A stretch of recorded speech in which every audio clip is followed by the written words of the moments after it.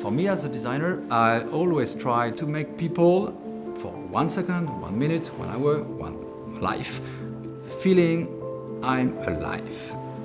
My name is Mathieu Lehanneur. I'm working on a project that is called Ocean Memories. I always make the experience of being in front of the sea or in front of the ocean. And this is one of the very rare moments that basically you do not need to talk. You do not need to think. You're just enjoying the fact that I'm here now and I'm living. And that is a kind of miracle. Nature was the main inspiration, but the nature not as a beautiful image, but the relationship between you and the nature. We are living in the middle of the nature and we are part of the nature. And it's not always a question of just I want to respect the nature, I want to make a tribute to nature. Nature doesn't need us to give a tribute. She don't care about us. I just want to create this kind of magnetic things between two entities. A living one, you and me, and inert one that is an object. It can help you to understand how you can live in this world, but I would prefer if they can help you to feel how you can live in this world.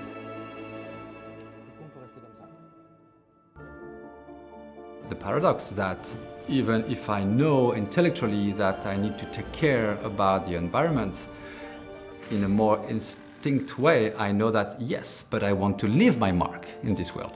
It's how can I balance with these two elements? And we know that the instinct is always stronger than the intellectual and than the civilization. Because as soon as you create something, it's a big paradox for the designer who want to talk about sustainability.